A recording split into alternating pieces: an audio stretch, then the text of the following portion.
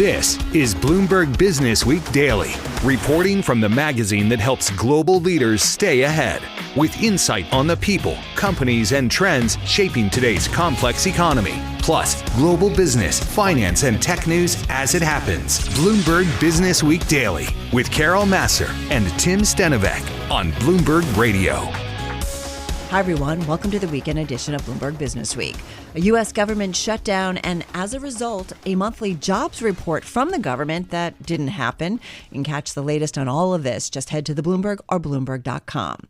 Also this week, and from Washington, pharma stocks rallying on an announcement from the White House. We've got a deep dive into what exactly it means for drug companies and for patients. And the mobile satellite company, whose stock shot up as well as it looks to go against Elon and SpaceX. Then, from Amazon's device overhaul to take on Apple in the era of AI, and Meta's latest AI glasses to Peloton pumping up prices, and Aura's new ceramic ring, what you need to know from Bloomberg's Mark Gurman.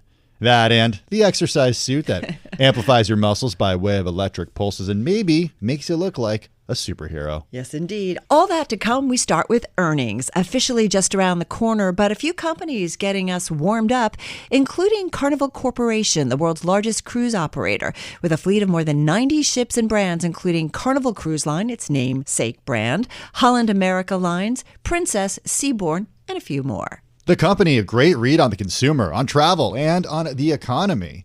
Josh Weinstein, President, CEO, and Chief Climate Officer of Carnival Corporation, joined us on the day the company reported record revenue and raised its full-year earnings forecast for the third straight quarter. Still, investors weren't impressed.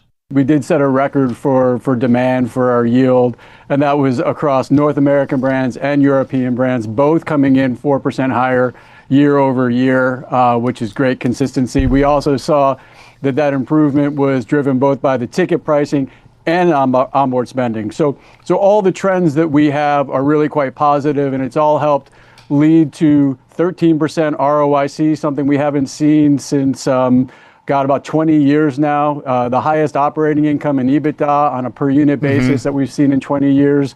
Record net income. So the teams are working hard and delivering, over-delivering, and we'll continue to try to do that. We're going to talk about all of that.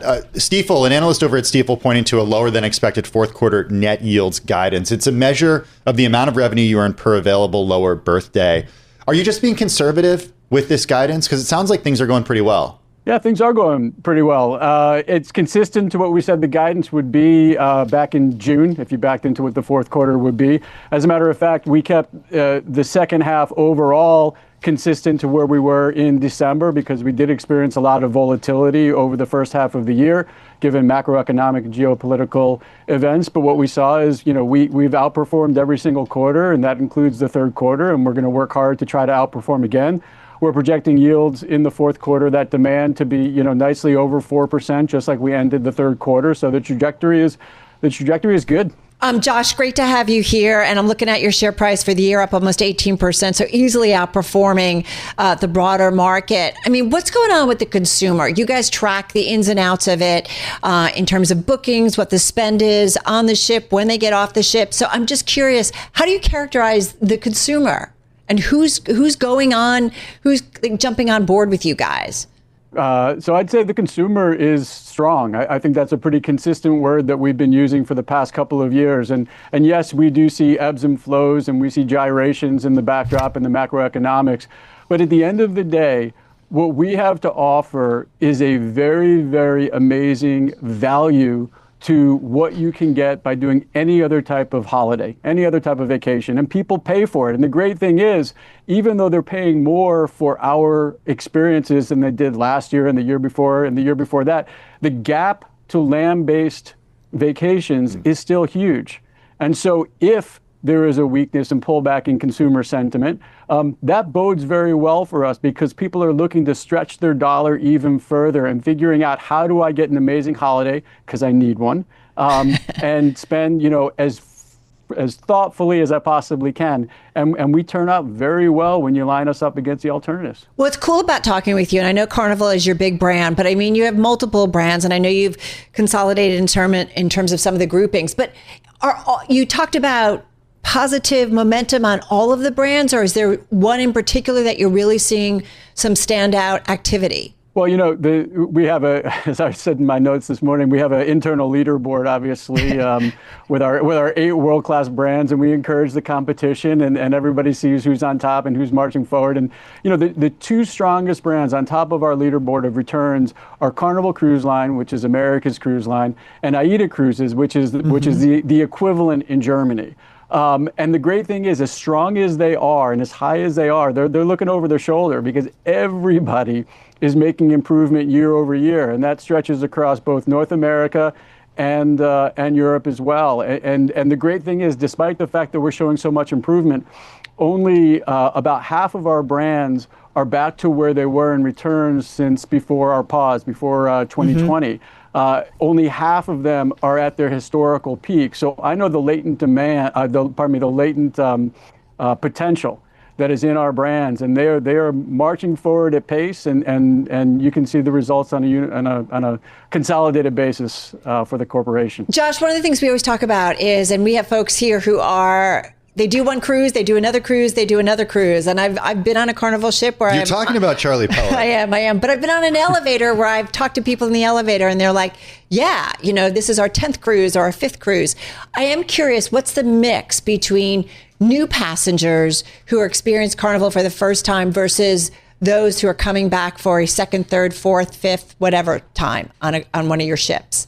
Yeah, so I'll speak holistically and then I can get a little bit more specific. But holistically, we got about 1/3 of our guests at any one time are going to be new to cruise. And the remainder is going to be a mix of brand loyalists and those who cruise in general, and they might go on various brands and they're back on board one of our ships, one of our brands. It really is dependent on the profile of the brand and the cruise, because there is a huge difference between a 3-nighter quick getaway for the weekend out of Miami and going on a Cunard ship for a 120-night world cruise. Josh, I want to have a quick corporate finance question with you, because you said something on the call that got my interest, and I know a lot of interest from investors. Leverage is now down to 3.6 times net debt to EBITDA. You'll be able to return cash to shareholders when that metric gets to 3.5%. Can you give more color here on the size and scope of that, just 30 seconds, to what a dividend would look like, what buybacks would look like, and when exactly that would happen?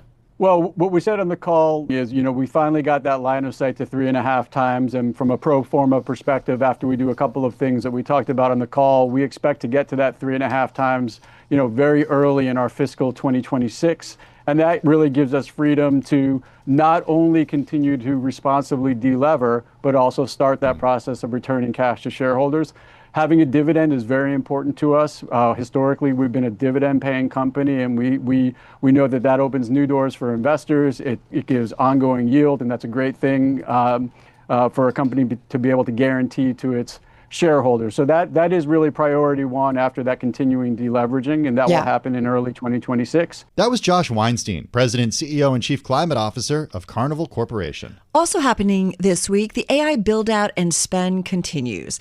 CoreWeave was one of the big stories. Shares of the company surged after it signed a deal to supply Meta Platforms with as much as $14.2 billion worth of computing power, underscoring the massive costs of developing and running advanced AI models.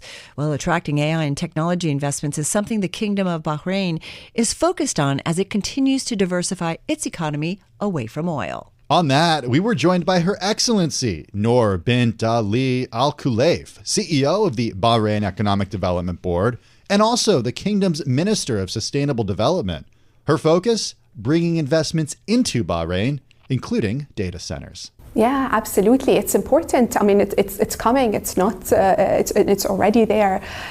So we've had AWS set up the first hyperscale data center in the Middle East in Bahrain a few years back. And again, as I mentioned, the reason they chose Bahrain is because of the regulation, but also the strength of the human capital.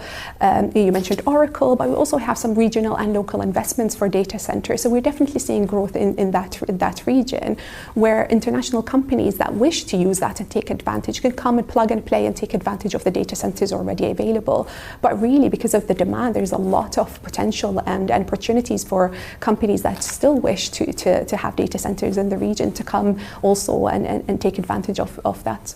So I am curious, you sound very optimistic. What's the biggest hurdle, obstacle right now in you attracting further investment? What's the thing that's difficult in terms of what you do? I wouldn't say difficult, but we have to have a lot of conversations to explain the business environment, talk about the characteristics, what makes us different. But it's all very, very exciting, so we don't mind that at all.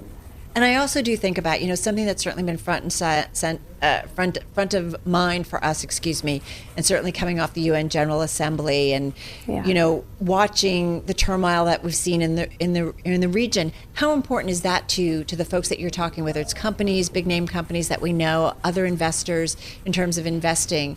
Obviously, not every kingdom or area within the Middle East is the same, but the turmoil and certainly the war that we've seen between Israel and Hamas, how much of that, the political situation, sometimes slows things down?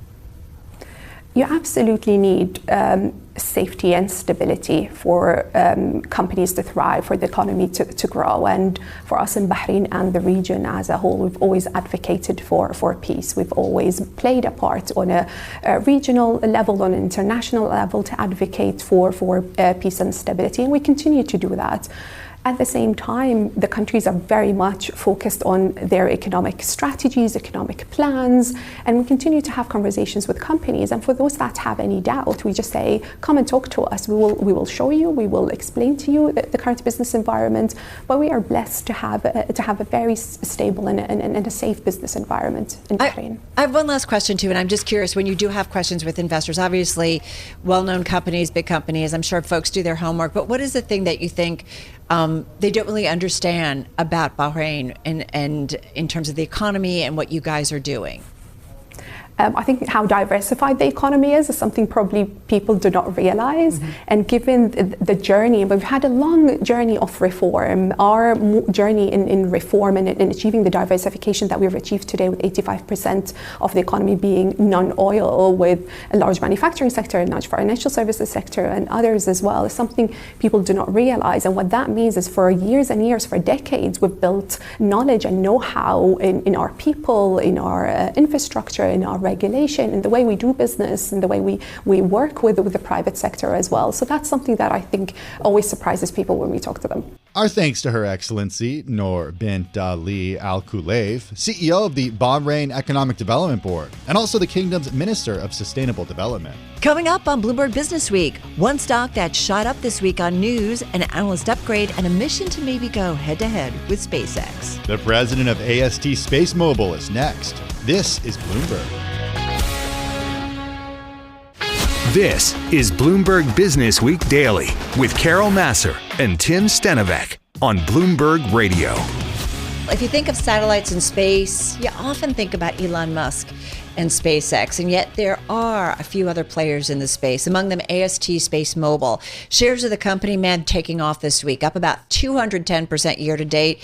It is a nearly it's more than $23 billion market cap. It's a wireless telecom company deploying satellites in space to be accessible for smartphones. And Barclays raised the firm's price target to $60 a share from $37 and keeps an overweight rating on the share, stock at 65 and change. Delighted to have with us Scott Wisniewski. He is president of AST Space Mobile, as we said, joining us from Boston.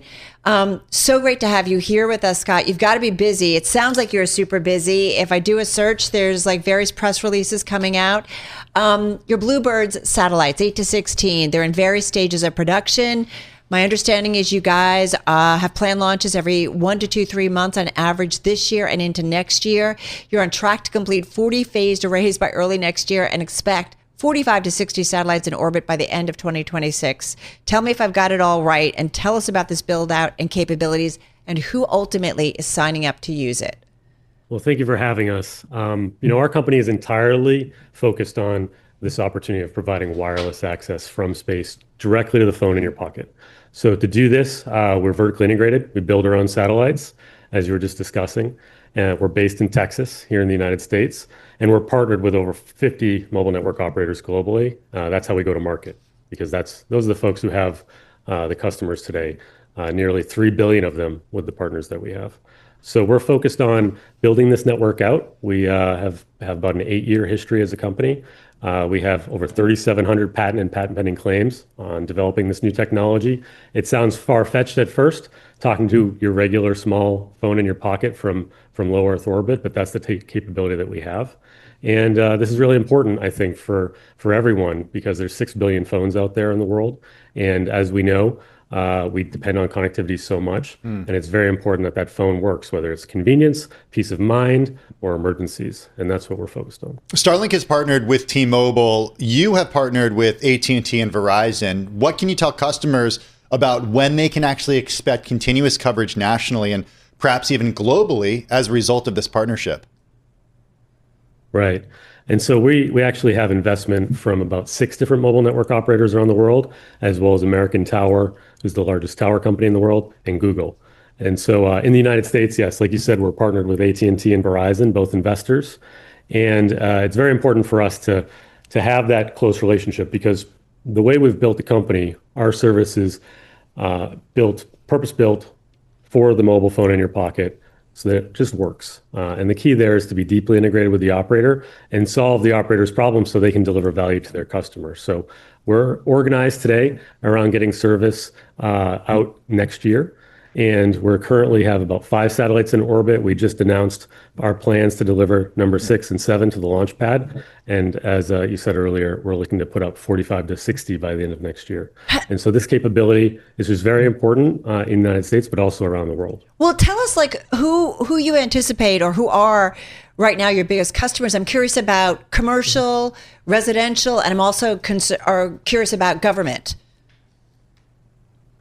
No, that's right. And the important thing about our company too is, space has historically been a bit of a niche. If you live in a rural area, or if you're on a plane and you want connectivity, there are nice little markets there.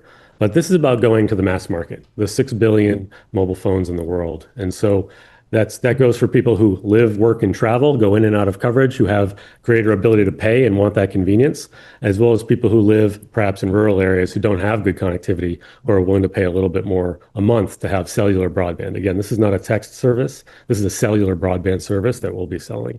So that's our US and really developed economy story. When you go around the world, there's many countries, though, where there's over 2 billion people today who don't have good 3G or better service on their phones. That means 2G or nothing. And so market by market, our service is valuable to the users and to the operators who support those end users. And then you mentioned US government.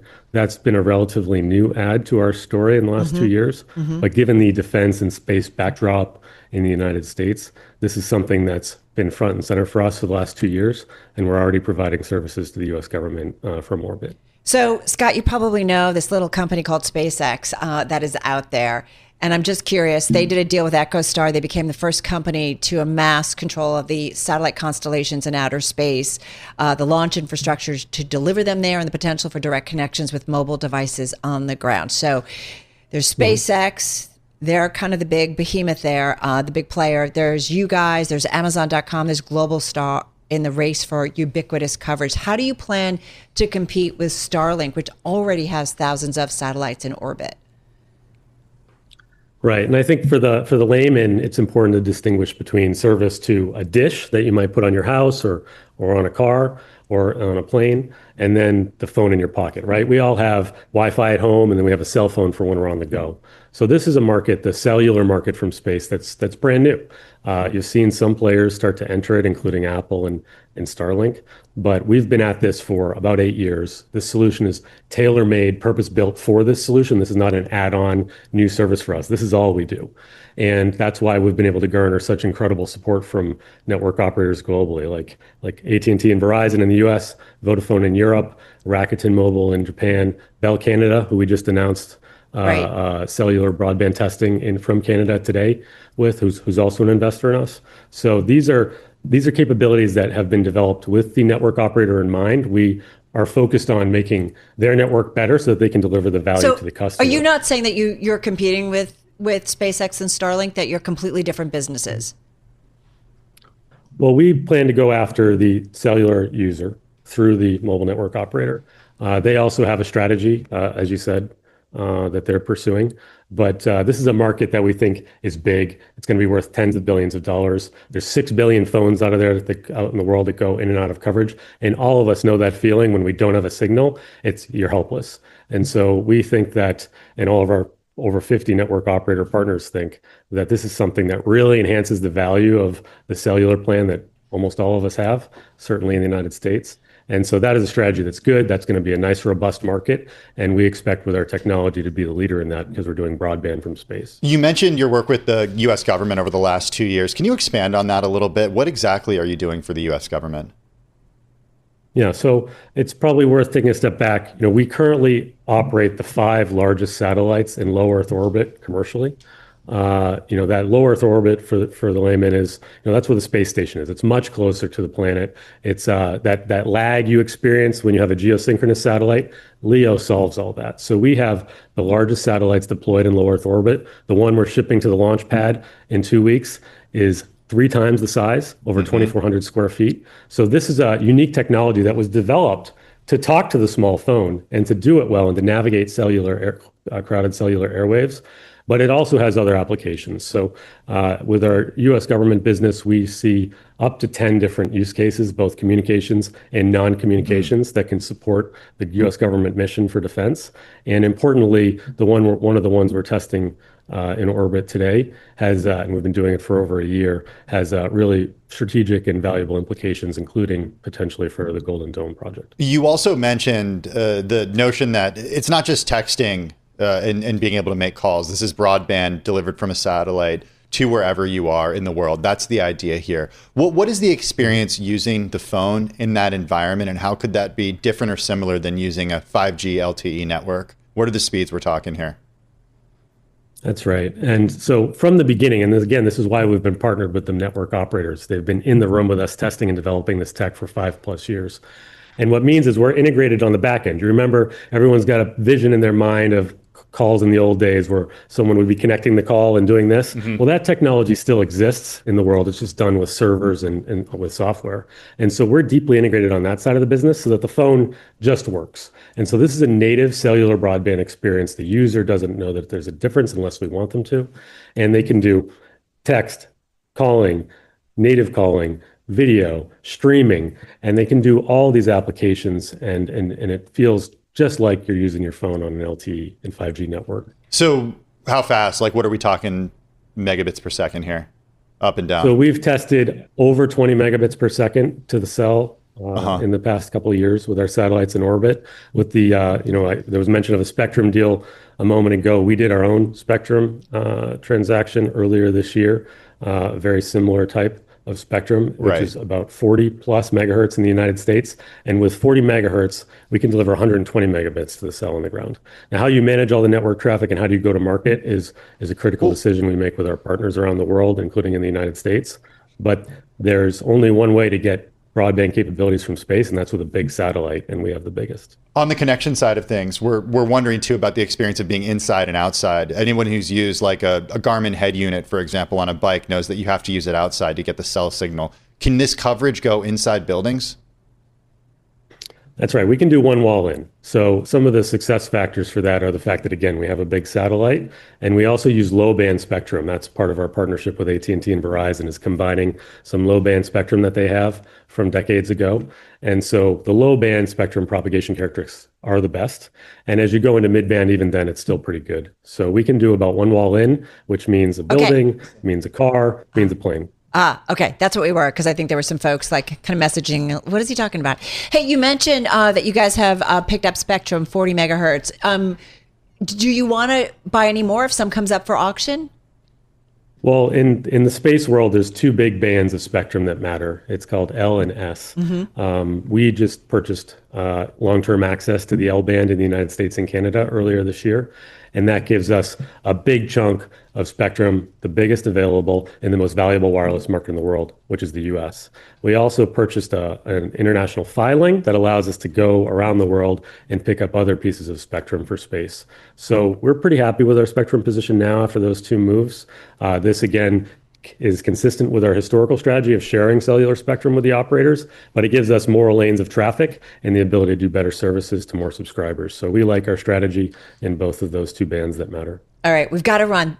So appreciate this deep dive. I hope you'll come back, keep us abreast of what you guys are working on. That was Scott Wisniewski, president of AST Space Mobile. Still ahead on Bloomberg Business Week, pharmaceutical stocks popping up this week on actions by the White House. Pfizer is committing to offer all of their prescription medications to Medicaid, and it will be at the most favored nation's prices. It's going to have a huge impact on bringing Medicaid costs down. And talk of cheaper drugs for Americans. That's next. This is Bloomberg. Seeing through the eyes of experts gives you a better view. Another big IPO hits the market. Clearly, I've been screaming this is an elegant chart. And at Bloomberg, our market vision is 2020. Stocks just keep moving higher. There's still supply chain issues out there. The inflation debate continues. Bloomberg Radio. Context changes everything. The data that matters for your investments. Green on the screen for any energy stock out there. And analysis on the companies making news on Wall Street. I'm keeping an eye on Uber and Lyft. Amazon getting some love. Listen to the Stock Movers Report from Bloomberg. Nike shares are absolutely flying this morning. It's your short audio report on the day's winners and losers in the stock market. Let's take a look at the sectors and how they performed. Subscribe to the Stock Movers Report on Apple Podcasts, Spotify, or wherever you listen. This is Bloomberg Business Week Daily with Carol Massar and Tim Stenovec on Bloomberg Radio and Television. Wall Street had long feared that President Trump would follow through with threats to impose aggressive drug pricing policies, eroding the pharmaceutical industry's profitability and depressing share prices. Those fears, though, largely laid to rest this week after Pfizer cut a deal with the White House, the company negotiating a 3-year reprieve on drug import tariffs in exchange for a promise to reduce what it charges Medicaid. Here's Pfizer CEO Albert Bourla at the White House alongside President Trump. The big winner of this deal clearly will be the American patient. There is no doubt about it.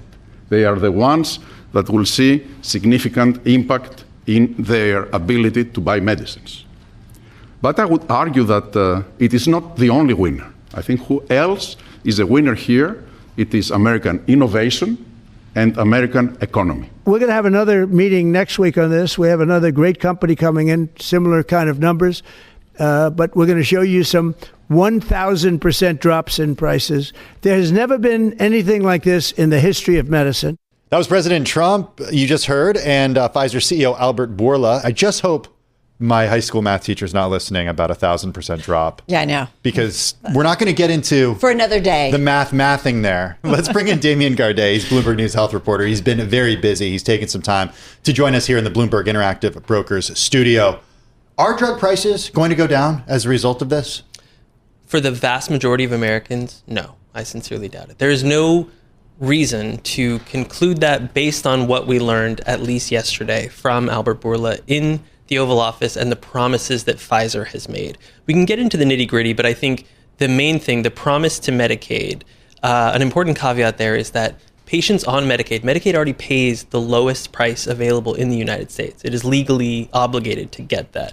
So the notion that Pfizer making a commitment to lower that further would change the out-of-pocket costs for patients, I just don't think there's much there. And furthermore, in terms of Pfizer's business, only about 5% of that business accounts for doing business with Medicaid. That's the word business probably too many times. And I think the main thing that should drive the reaction here is that in this announcement, Pfizer, which has a fiduciary duty to maximize its profits and to update shareholders on its guidance, did not update its guidance. The company said this thing that ostensibly means we're going to make less money, at least that's how the president characterized it, but didn't actually say we're going to make less money, which of course legally they're required to do. And I feel like that through line is maybe the lens, maybe not cynicism, but the lens of reality that people should look at these announcements. Well, look no further than the share price reaction. I said yesterday, I'm like, why is this stock rallying? They're going to make less money. I just made no sense. Everybody's like, well, it's all about the tariff thing. And I'm like, true. And that is certainly a part of it, but I'm like, they're going to make less money. How can this be a good thing? Right. So I think the relief that you're seeing in the share price reaction is twofold, or maybe even threefold.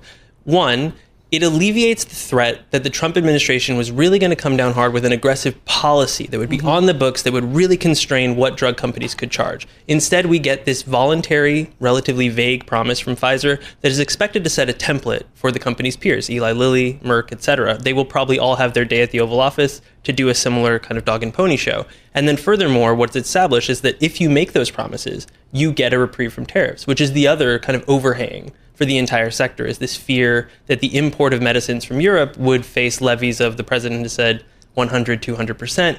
The notion that if you just go out there and say, we're going to follow what the administration wants on drug pricing, we get that alleviation. Damien, just quickly, just to be fair, I mean, has Pfizer come back and said this is going to impact us financially, or it's not going to impact? Have we gotten any clarification from the company on this? They have not. There hasn't been a follow-on filing with the SEC kind of making clear that they're restating any guidance. And furthermore, what they've said is that the terms of their agreement with the White House are confidential. So respectfully, we can only conclude what's been said publicly.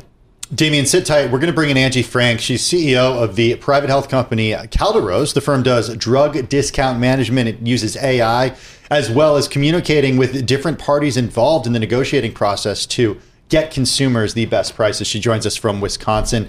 Angie, I'll ask you the same question that I asked Damien, because you're right in the middle of this drug pricing thing. Are drug prices going to come down as a result of what we saw at the White House yesterday? I think what Damien said, there's some truth to that. I think at the end of the day, we won't all feel it immediately, but I do think drug prices are going to come down. I think the announcement yesterday is a big change to the system, and it is the first step in what I think will be multiple steps. We're certainly opening up more channels for patients to access their drugs at more affordable prices. And I think the underlying, the Medicaid price that states currently pay is going to come down based on Pfizer's announcement yesterday. Well, that's interesting. What would the mechanism for that be? Because that's what I found myself wondering even yesterday in the announcement, which granted was lacking key details for obvious reasons. It's very new. But why would this kind of set in motion a snowball that would end with patients paying less at the pharmacy counter?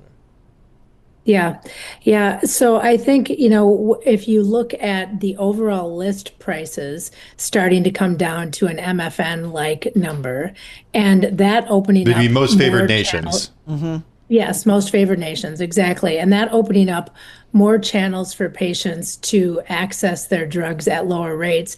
I do think the direct model, the website that was also announced, which opens up a channel for patients to be purchasing directly at lower costs, could really have a ripple effect on the way benefits are offered and how employers and self-insured employers start constructing benefit plans that give their employees access to drugs, which may bypass other players in the system, the traditional players in the system, middlemen that have been making money off of drug pricing and discounts and rebate models that really didn't benefit patients directly. So I think the new channels being opened up and the new price point at most favored nation will, over the longer term, have a pretty significant impact. Nothing confuses me as much as like picking up a prescription and coupons and pharmacy benefits, and I don't know, it's just kind of crazy. Damien, the PBMs, the pharmacy benefit managers, they are being looked at closely, like another layer that drives up costs, and so that is certainly part of the narrative here. So does that potentially remove that in what we heard from the president and the CEO of Pfizer yesterday, but then throw in this Trump RX? Like, what role is that play? That we need to see play out. But I think through the eyes of Pfizer and certainly people in the pharmaceutical industry, there is an optimism and maybe a hope that the agreement announced, if in fact it's a template for other companies, will shift the White House's attention away from pharmaceutical manufacturers and toward the PBMs and the other middlemen that you mentioned. And I think to Angie's point, there is a potential that Trump RX, this sort of direct-to-patient offering that we've heard about, there are arguments as to just how popular that might be. How many people who don't have insurance would be willing to pay out of pocket hundreds or even thousands of dollars a year for a medicine? Is that what Trump RX would offer? Is it an insurance, like this is not covered by insurance? It would be a cash pay business. Okay. And so we assume that the majority of customers for it would be uninsured or underinsured, because otherwise they could get the drugs much cheaper through their insurance carrier. But the opportunity, I realize we're getting kind of in the weeds here, the opportunity is if one of those direct offerings were selling instead to employers rather than patients themselves, then they would be truly bypassing the middlemen that exist. This is sort of the Mark Cuban model that he's advocating. Cost plus drugs. Exactly. So if Trump, and I'm using my imagination here, this is not something anybody's announced, if Trump RX, the website that has not yet launched but has been described, were to expand its aperture to include employers, then we could be talking about legitimate savings for all parties involved and a huge change to the way it's done now. Angie, come on back in here and talk a little bit about the innovation side of things, because Albert Bourla at the White House said it's not just the American patient who will be a big winner, but it would also be the American innovation and the American economy. Perhaps there are those out there who might say, okay, well, if drug companies aren't able to make as much money from the drugs that they sell, R&D in this space might suffer. We know it's expensive to run the clinical trials and to do the R&D. What do you think it means for American innovation when it comes to pharmaceuticals?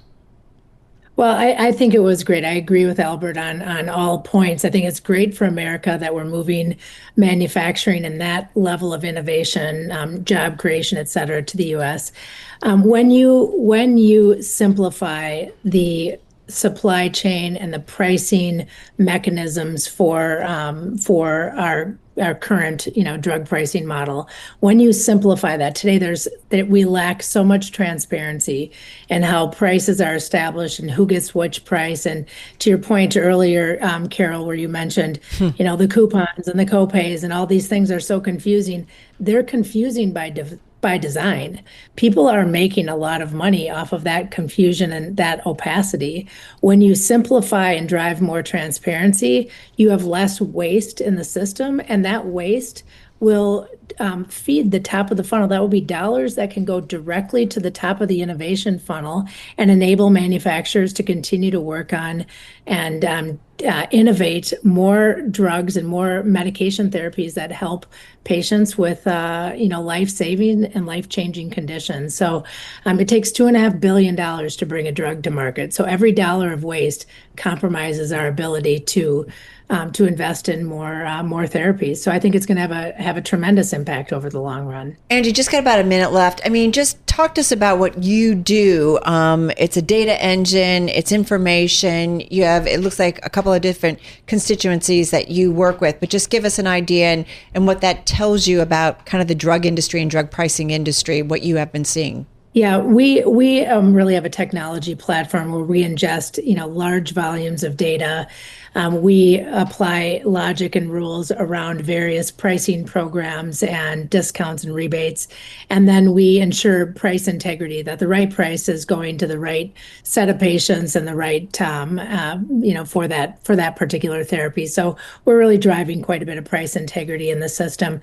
The constituents that we work with include both pharmaceutical manufacturers and providers. And we really believe fundamentally that ensuring that the providers and the manufacturers can work more closely, directly together benefits Americans, benefits patients, benefits innovation. Our thanks to Damien Gardet, Bloomberg News health reporter, and Angie Franks, CEO of the private health company Calderos, which focuses on drug discount management. And that wraps up our first hour of the weekend edition of Bloomberg Business Week from Bloomberg Radio. Coming up in the next 60 minutes, this past week was full of stories and news on the consumer tech gadget space. It all coming at us, from Amazon's device overhaul to take on Apple, and also something on Peloton's price hike. To putting a ceramic ring on it, courtesy of Aura. And the thing Mark Gurman really wanted to talk about. Plus, meet the parents, foreign buyers, and all-cash consumers buying up luxury apartments in New York City. And how to cheat on looking your best. You will be shocked, literally. What you need to know about the Catalyst suit. This is Bloomberg Business Week. I'm Carol Massar. And I'm Tim Stenovec. Stay with us. Today's top stories and global business headlines are coming up right now. This is Bloomberg Business Week Daily, reporting from the magazine that helps global leaders stay ahead, with insight on the people, companies, and trends shaping today's complex economy. Plus, global business, finance, and tech news as it happens. Bloomberg Business Week Daily with Carol Massar and Tim Stenovec on Bloomberg Radio. Plenty ahead in our second hour of the weekend edition of Bloomberg Business Week, including thanks, Mom and Dad, for the apartment. Just one of the trends going on in the New York City real estate market. And you may look like a superhero wearing it, and it just might supercharge your muscles while doing so. Our own Chris Rouser takes the Catalyst suit for a spin. First up, fall may be the time when the air gets cool and Starbucks tries to get you to buy the pumpkin spice latte. But it also means it's the time the consumer tech companies show off their latest wares ahead of the holiday shopping season. And this year was no exception. With what you need to know on it all, we were joined by Bloomberg News managing editor for global consumer tech, Mark Gurman, on the good, the bad, and what Mark says will be the it device of the holiday season. These are the Meta Ray-Ban displays. These are Meta's first display glasses. I haven't set them up yet. They just came into the office. These are the first mainstream smart glasses with a screen and the lens. We've talked about them significantly. And then it has what's called the neural wristband. You put this around your wrist, and that allows you to track your finger movements and your motion in order to navigate the user interface of the glasses. So I'm actually really excited to diving in, really using them and eventually publishing my review. They're $800. They went on sale at some Ray-Ban and LensCrafter stores, Best Buy stores. So excited to dive into these. What's the learning curve using this, Mark? How do you have to be trained to use it? Do you have to do a demo to use it? Can you just use it out of the box? Is it going to be easy for consumers? They think that you need this crazy demo, and so they're not letting anyone buy it who doesn't get the demo. I got the demo at Meta's headquarters a few weeks ago, so they were pretty comfortable with me just getting one out of the box. There's probably going to be some sort of, they tell me, a video that plays on the glasses that, when you first do the first boot, tells you how to use the thing. There's a little bit of a learning curve, 15, 20 minutes or so on the learning curve as well. And so it's going to take a little bit of time to get used to it if you're new to it, to get it up and running. But I think people will eventually like this technology. My hope is eventually it moves to a hand and eye tracking like setup. So you don't need the neural wristband, something similar to how the Vision Pro is operated. But definitely, I think this is a category that's going to take off. Unbelievable. I know when you talked about it, this last time, I mean, I think both of us were blown away and looking at your video that was on the Bloomberg about how to use it. Learning curves, there's these videos to kind of have, we figure out how to use things. But when I think about learning curves, Peloton, I feel like is still on a learning curve and the stock has swung. They're upping prices. Explain this to us. And is this the way forward for this company? So it's a mixed bag, right? The stock is down probably because of the changes in pricing. They hiked prices between a couple $100 and $700 on the high end, depending on which bikes or treadmills you're looking to purchase. They hiked subscriptions between a couple bucks and $5, depending on which subscription you're getting. So Wall Street doesn't like that because that's going to lead to regression, even more regression in terms of user numbers. It's going to lead to people leaving their subscriptions. It's going to lead to people maybe not wanting to buy the devices themselves because of the higher price points. And so, Wall Street usually likes a price hike, but in terms of Peloton, they really seem to despise it. On the other side of the coin, I think the hardware that they rolled out today is extraordinarily impressive. This new CEO has been in the building for a little bit less than 10 months. Actually, I think maybe 10 months to the day today. And they've got 5 or 6 new hardware devices. Under the prior CEO who was there 2.5 years or so, they did basically nothing in terms of new product launches or innovation. So I think they deserve a lot of credit for working overtime and really fast to get this new equipment out. And so we'll see what really happens with these user numbers based on these price increases, but clearly Wall Street is terrified. Okay, let's move on to another wearable in the Oura Ring, a $500 version of its smart ring. This one's ceramic. We should remind everyone, a lot of this stuff coming out right now because this is the holiday season. This is when people do holiday shopping. We traditionally get a lot of new devices and gadgets out during this time, Mark. This new Oura Ring, I was surprised that Oura has such a high valuation now. It raised money. Bloomberg News reported on this in recent weeks. What can you tell us about this ring and what it does for the business or could do for the business? I think it's going to do nothing for the business. This is absolutely the same ring that they launched, I think it was last October. It's the Oura Ring 4. It's just coming out in a new finish. That's $100 more expensive, so it's the ceramic finish. I have the ceramic blue one arriving at the office tomorrow, so looking forward to taking that for a spin as well to see if there is anything more meaningful about it. But this is just probably a marketing lever and maybe raise ASP slightly. Okay. $500 for a smart ring, interesting price point. Let's see what happens. But Aura is a really fantastic business. But the problem is that they're $10 billion in terms of the valuation right now. So they're too expensive to get acquired, right? And they're not worth enough to be like some major hardware company. But they're getting there. They need more types of devices. They need to expand beyond rings into other types of hardware. Yeah, I was going to say, when it comes to things like this, technology devices, consumer tech, Mark, I mean, are we that easy? You just put a different finish on and we're like, yeah, I'm going to spend the money. We're not that easy, are we? Depends. Sometimes. Maybe. I don't know. We'll see. I don't think people are going to buy the ceramic version. I think it's going to be super niche. I think people are more into the couple $100 version. The reason these are doing so well is because of like FSA, HSA, whatever accounts. People are using that to buy these devices. And then a lot of people, maybe not a lot of people, but some people have the Amex Platinum. Yes. And the Amex Platinum, they just did their big price increase. And as part of that, there's like a $200 annual Aura Ring credit on there now. Unfortunately, and they should change this, that doesn't work with the subscription. You have to pay like $6 or $7 a month to use an Aura, or $70 a year. But the $200 a year you get from Amex, it's kind of a scam because you need to buy the new hardware, and Aura doesn't come out with new hardware every year. That's neither here nor there, but that might be driving some purchases too. Is Aura? I mean, and you wrote the story, just a couple of weeks ago about the multi-billion-dollar valuation. Is this a hardware company or is it a software company? Software as a service? Well, it's both. They would be fine if they didn't have this subscription, but it's really the subscription and the annual subscription in particular that I think is driving things. They always say hardware is hard. Hardware is very bad margin-wise.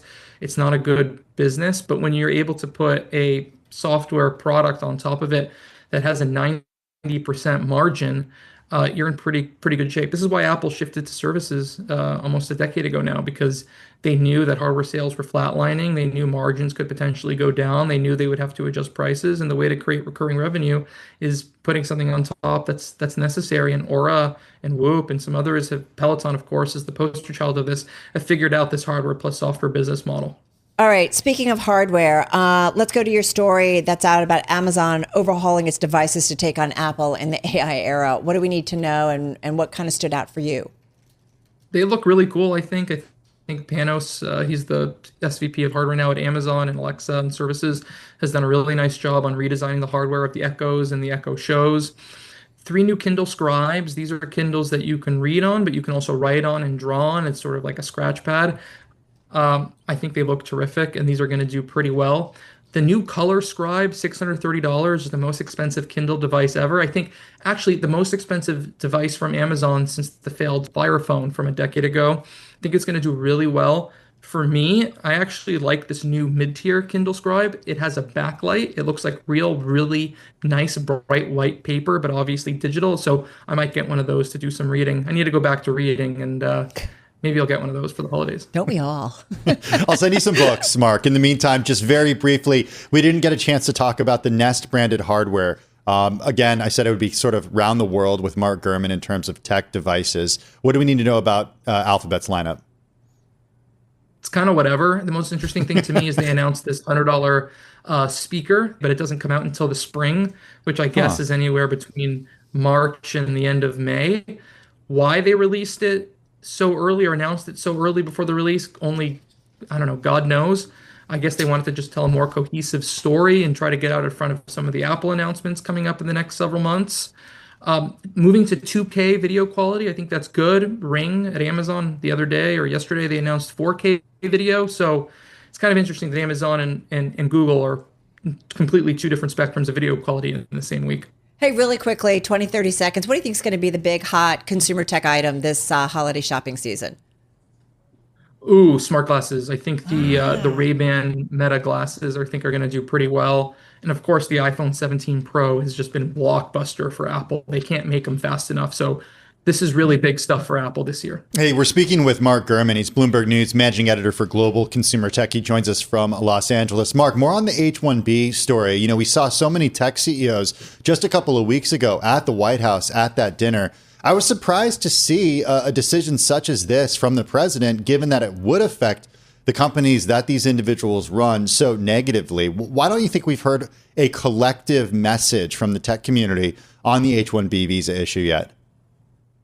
Oh, I mean, Tim, you know the answer to that. It's because they're scared of Donald Trump and they don't want to push back on this H-1B visa issue only for Trump to hit back at them with tariffs or starting to charge Apple more tariffs than they're already paying today, right? I think they are worried if they fight on this issue they'll come back and be hit harder on other issues, maybe issues that they consider more fundamental to their lobbying efforts. You're not going to see Apple push back publicly against this H-1B issue. They would have done so already. Instead, they're going to work with lobbyists and other groups behind the scenes to have them do their bidding for them, but you're not going to see them push back publicly. That's not going to happen. That was Mark Gurman, managing editor for Global Consumer Tech. After we spoke to Mark on Wednesday, he reported that Apple has hit pause on a planned overhaul to its Vision Pro headset to redirect resources toward a more urgent effort, developing smart glasses that can rival products from Meta platforms. The smart glass war, it is on. He loves these things from Meta. It's like, right, we talked about all these things when we had him join us, and he's like, wait, you guys, I don't want to talk about any of this. Forget about everything. I want to talk about these Focus glasses. on these glasses. I mean, he told us this a couple of weeks Yes. ago when he was, at their headquarters trying these for the first time. He said, these are game changing. He's the tough audience. And so when he's really into something, you really take notice. All right, everybody, you're listening to Bloomberg Businessweek. Coming up, thanks, Mom and Dad, for the apartment. And hey, thanks, everybody, for paying all cash for apartments. It's just one of the trends, or maybe a couple of the trends, happening in the NYC real estate market. This is Bloomberg.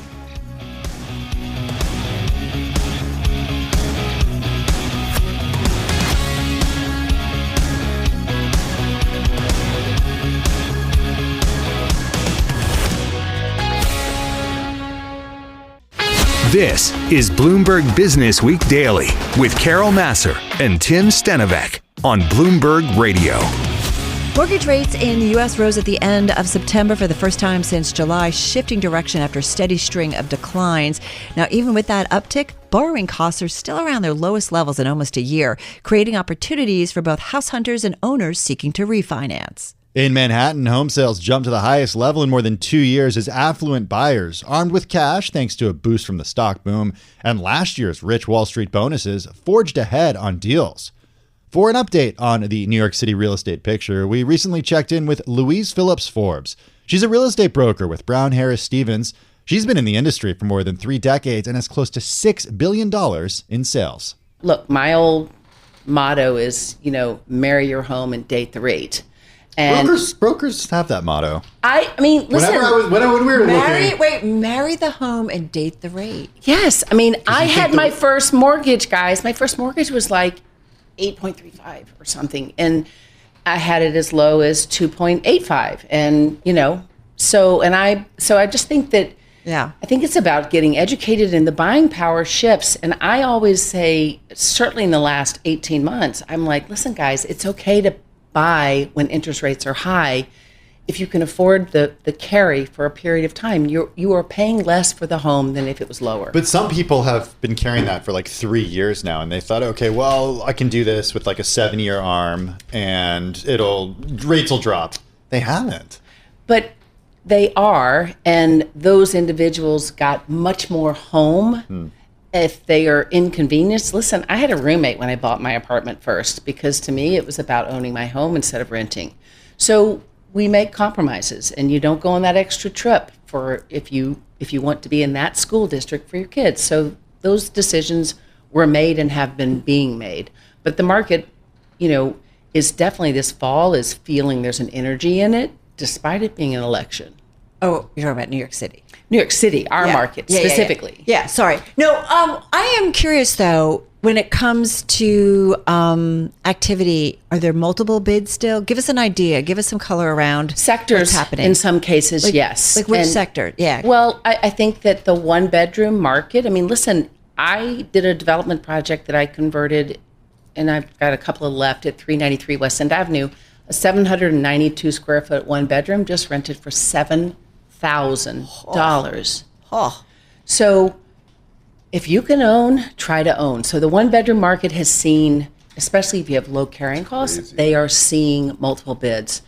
Anything under $2 million is also very efficient if it's priced right. If you're not priced right, it's not happening. And the market is very knowledgeable and observant, meaning buyers. What about the higher end? What are you seeing with foreign buyers? We love to talk to you about where those buyers are coming from, listen, if they're back. It depends on what country, but they've doubled in the last year. At what level? I think that the lower end. We don't have the oligarchs necessarily, but you have people who are looking for the future and want to pull money out of their government or their country. Where are they coming from? Mexico, Ukraine. We've seen, for myself, a lot from Korea and a lot from China. So, okay. So we love to talk, obviously real estate, but also politics and how it plays in. So give us an idea, because that's interesting in terms of foreign buying. Have you noticed an uptick? Like, or in terms of the political winds, how? Well, I think I have somebody trying to purchase a piece of property from me who basically says, I'm concerned about the mayor, and they're trying to buy from Jakarta. And I'm like, how much, were you here when de Blasio was here? Were you here when, we've lived through difficult mayors or mayors that were not pro real estate? But I think that it becomes a conversation for people as a negotiating tool more so than it's preventing them from making a decision. So I find that so negotiating is if they want to buy something, somebody has some pressure to say reduce the price because I'm a little worried. Yes, and if I've been on the market for 60 days, which I have on this piece of property, and it's still sitting, and they're like, listen, I'm happy to pay this, I'm not going to pay that, and I'm not concerned. I'm happy to wait till after the mayoral election. And the truth of the matter is that people, if you look at the rhythm of deals historically during these elections, there is a surge afterwards, but it doesn't change the result no matter what the result is. What happened during the de Blasio administration to real estate? You made reference to it. I just think that they were decisions that were not collaborative. And if you think about in 2019, I mean, the rental law of 2019 that prevents conversions from occurring, that was all actually Cuomo. And Cuomo is not that far from the policies that Mandami is holding. And I would say that in my interpretation, in my understanding, that a lot of politicians in these times make a lot of promises that are not actually able to be accomplished in the manner that they're trying to. The collaboration of the state is necessary. Exactly. I'm glad you brought that up because that's one thing that we talk about all the time is like you need to have Albany on board to make a lot of these things happen. So it might sound, look, I'm not talking about any specific candidate in particular, but there are promises that are made on a campaign trail. Mm-hmm. If you don't have buy-in from Albany, you're not necessarily going to be able to enact those policies. For sure. And I think that is by design so that there can be simpatico between the two or negotiations of those two offices. But I just think that how to accomplish better housing, you can look at the things like for the 485, the new tax that has just come in, that's our new 421. Which is affordable housing. I think that the restrictions that have been put forth into that new tax abatement, it may not lead to as much housing as we're hoping because of some things like if you do a more than 100 unit building, your minimum income, your minimum wage goes up, costing 20% additional hard cost. So it's just a delicate balance. And I just remember the days when a developer bought a certificate and somebody sold it to somebody else and they do what they do, which is build amazing affordable housing. And it's just gotten a lot more complicated. Yeah, I just feel like when it comes to a lot of major cities, right, affordable housing, it's something we've been talking about I feel like forever. And you can't do it. One politician can't do it. It has to be the state, it has to be the city, and it has to be the city assembly. And a longer term, commitment to doing it. Mm-hmm. We are talking with Louise Phillips Forbes. She's real estate broker, Brown Harris Stevens, here in our Bloomberg Interactive Broker Studio. A couple of rapid fires. So, home staying on the market longer, yes or no? Like compared to, I guess. It's shortened in the first 2 quarters, elongated a little bit in the summer, and it seems to be a little more efficient in the coming weeks that we've seen in September, although it's hard to figure that out based on the Jewish holidays as well as getting back to school. Good point. First-time home buyers, are we seeing more of them? Older than they've been in a long time. Wow. Average is 40 years. All right, what about parents buying places for kids? All day long. All day long. And it's not for, it's with. And even grandparents. Okay. Because honestly, the conversations and the counsel that I've had with some family members is you can give it to them after you're gone, or they can enjoy it today. And I just had that happen today. An accepted offer where we're facilitating that. And I mean, I talk to my kids about that also. I mean, they really want to work hard for what they have, but I would rather be with them enjoying it, and I'm their debt. I'm their institutional debt. All right, another one I just want to ask you real quickly. Cash buying, all cash. Still strong. Cash is king. Is that the foreign folks or not necessarily? Most of use them the word foreign, but people who that's are okay. outside the United States. That is typical because of how they pull that money out. It's also too complicated to try to get credit for them if they're not a resident. So it makes sense. So cash is still king for them, but again, it is really we're doing deals that are through a trust, and they're the institution, they're the bank. So they're coming across as cash. That's my rapid fire list. Okay, I just want to make sure you got through all of them. Short but sweet. I have one that's that might have a little longer of an answer. Consolidation in the industry. So the big news this week: Compass is buying Anywhere for $1.5 billion. Anywhere. People might not be familiar with the parent company, but they own Coldwell Banker, Corcoran, and Sotheby's International Realty. How does that change your world at Brown Harris Stevens? Listen, we've all been observing the Zillow Compass battle around the private listing, and let's be clear. Rumor was it, and I don't know if it's factual or not, but Berkshire Hathaway was what the original hope of the first choice for Compass to acquire when that was not possible anywhere. They have a lot of debt, and that senior debt, it's only a stock exchange. What it does for them in the New York market is they're capturing 40% of that market.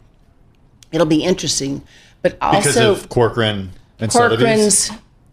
Corcoran and Compass. Banker, right? With New York. They're smaller, but they're national. Yeah. And I would say that it gives them a stronghold on a market that they really want. So how much of New York City will Compass have after 40% of the market share, right? Okay. After the acquisition, and I think that what I would say to that, and again, bigger is not always better. It's really hard to maintain culture, and there are 179,000 new agents, and how do you feel special? And I mean, Robert Refkin is an impressive young man and a major operator, and a visionary. So I respect and admire him. I'm not a fan of the private listing platform. That was Louise Phillips Forbes, real estate broker with Brown Harris Stevens. She specializes in New York City. All right, everybody. Still ahead on Bloomberg Business Week, what Bloomberg's Chris Rauser calls the little cheat when it comes to feeling fit. I discovered the Catalyst suit, which is an EMS suit. It's a stim suit like physical therapists use after you get an injury. They kind of zap your muscles with electricity, and it encourages your muscles to work harder. More of it tenses up, and then it heals stronger. He joins us along with the owner of Catalyst, maker of the Catalyst suit. This is Bloomberg. This is Bloomberg Business Week Daily with Carol Massar and Tim Stenovec on Bloomberg Radio. Well, it's the jolt that tickles your muscles, and suited up in the Catalyst Gen 4, you might look a bit like one of the Avengers. It's pretty cool. It is all part of looking and feeling your best, as Bloomberg Pursuits editor Chris Rauser writes about in the new issue of Bloomberg Business Week, with pursuits devoted to the pursuit of wellness. Here with more is Chris Rauser, along with Brendan Kennedy, the CEO of Monty Mare. It's the owner of Catalyst, and they both are here in our studio. Welcome. First of all, I got to start with you, Chris. How did this come on your radar? I mean, I know you are always kind of the king when it comes to things that you can try to feel better, to look better. Yeah, I'm a fitness person. I'm a wellness person. I'll try anything once. If you ask me to do a form of exercise with you, I will do it. So I have done everything, solid core, physique 57, Zumba, you name it. I've done it. Hot yoga, hotter yoga. And something in a chair yoga? Yes. There was briefly a Pilates studio in Manhattan called Shays 23 because you did all the exercises in a chair. Okay. And it was on 23rd Street. So at the beginning of the year, I just was thinking about how overwhelming wellness has gotten. There's endless podcasts. The Manosphere podcasts are just like telling you so many different things every week to do. There's businesses where you can spend like $7,000 a month where you go and you get tested for all this stuff every month, get AI to tell you what to eat and what to exercise. It just feels very overwhelming. And I thought, okay, what's the response to that? What is my response to that? I want to cheat. I want a cheat code. I want an easy way out. I want to hack. And so we got the whole Pursuits team together to go out and do research and figure out what are like the hot wellness hacks right now that makes it easier for you. Because at the end of the day, what you really need to do is exercise, you need to sleep, you need to talk to people, and you need to eat well. That's basically all you need to do. So like, what are the things that can sort of hack your way into doing those more easily? And so as I was doing my research, I discovered the Catalyst suit, which is an EMS suit. It's a stim suit like physical therapists use after you get an injury. They kind of zap your muscles with electricity, and it encourages your muscles to work harder. More of it tenses up, and then it heals stronger. And so that technology is now a suit that you can wear and you can do workouts, and it like supercharges your workouts. Okay, I know the guy who owns the company is sitting right here, but I'm still going to put you on the spot, Chris, because I see technology like this and I'm like, does it actually work? I have to tell you, it actually works. You're not just saying that because Brendan is sitting here. You can't see my bulging muscles through my blazer, but it really totally works. I did it for 6 months after having a pair of injuries. I had foot surgery. You guys remember I fractured my elbow. I do. I was like out of the gym for months. I felt kind of bummed about it. And it really got me back going. You really see results. It helped my posture. I lost weight, gained muscle. All right, so Brendan, come on in. You are the owner of Catalyst. Talk to us about this device, kind of how it came to be, and tell us a little bit about the business.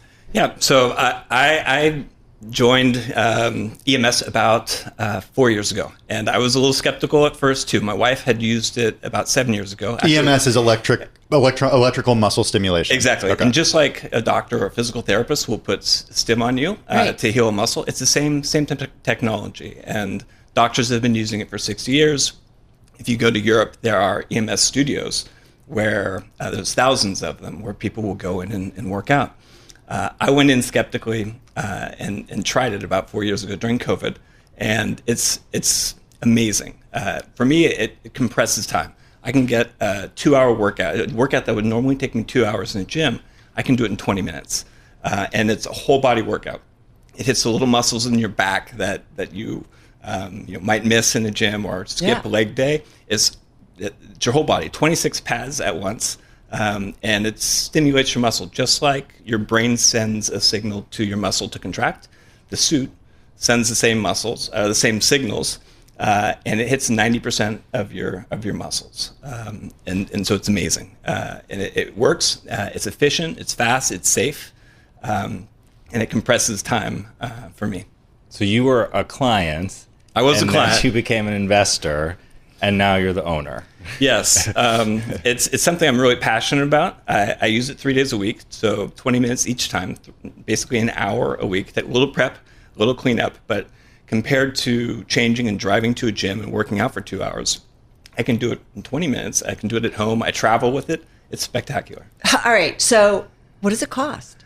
So the suit retails for $3,000. There's an app. And there's trainers on the app, so you pick. I want to focus on strength. I want to focus on cardio. Yeah. Maybe I'm going to focus on my lower legs or my abs. I'm 50 years old. I've worked out in gyms for 40 years. This is the first. I've done Ironman. I've done marathons. I've done every kind of fitness activity you can do. I'm very active. This is the first time I've had abs at 53. Right? Like it's never happened before, and it's all because of the suit. I can turn up the abs. And hit those muscles. $3,000. You follow a trainer on the app, and that person leads you through a 20-minute workout. People might know you from your days in cannabis, medical cannabis specifically. You were one of the co-founders of Tilray. You led the company. It's publicly traded now. You're no longer involved in cannabis. What was the process that got you to buying Catalyst? And talk a little bit about the challenges the company's had before you came on board and what you're trying to do now to get it away from those challenges. Absolutely. So I think cannabis, I started in cannabis back in 2011. So 14 years ago, and back then, people thought it was crazy, right? Like, what is he doing? He went to Yale. He has an MBA. Why is he going into cannabis? And he's throwing away his whole career. But I could see the future, right? I could see what was going to happen. I knew that country after country was going to legalize, and U.S. states were going to legalize.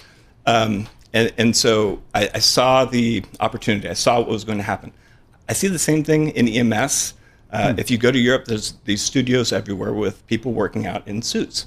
And I think 5 years from now, everyone in the U.S. will be familiar with EMS. They'll either have a suit or they'll go to a gym and work out in that suit because it's the future of fitness. Well, Chris, I mean, you do cover so much about wellness and fitness. We talk about it with you all the time. I mean, how do you slot this in? What are you hearing kind of from maybe the industry about maybe, is this kind of a next wave? Yeah, I mean, this is definitely, we've done stories about EMS suits before. Plastic surgeons in New York City offer it. There's some startups that offer sort of similar things where you go to a studio.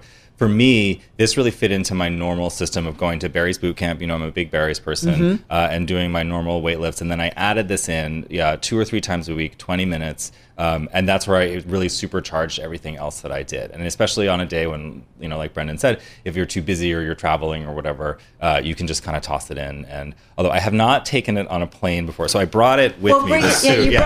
So this is what it looks like. Is it heavy? Quite big. It's not really. So for those listening on radio, Chris is holding up the vest portion, but there's also that sort of, there's another portion. So it goes all the way down. Yes, that's it goes around your legs and your chest. Vest and legs. Okay, and there's arms. There are armbands that go with it, and you have to get it wet for the stim pads to like really work. But you have to do that with a heart rate monitor too. It's kind of the same thing, right? Exactly. Okay, very similar. So, Brent, what do you see as your market? Is it a case of selling directly to consumers? Is it about setting up places like the Peloton model to some extent where you could go and actually get on a Peloton and be at a physical location? I mean, Peloton kind of went back and forth. Like, what's the model in terms of growing this business? So right now, there are thousands of consumers that own the suit and they work out at their homes or at the office or in their hotel rooms while they're traveling, and they work out with the app.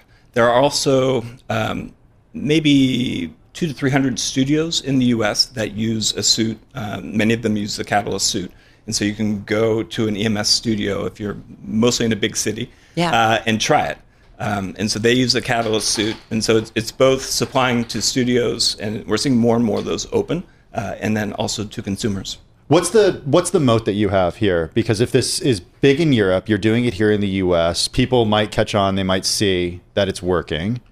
Copycats could come in. What separates you? How do you protect the brand? I think there's 2 moats. I think the first moat is oddly, an EMS suit is regulated like a toaster in Europe, and so manufacturers can just make them and sell them. Yeah. Here it's regulated by the FDA, and so this suit is FDA cleared, and so we went through the FDA process in order to sell it to consumers. That's one moat.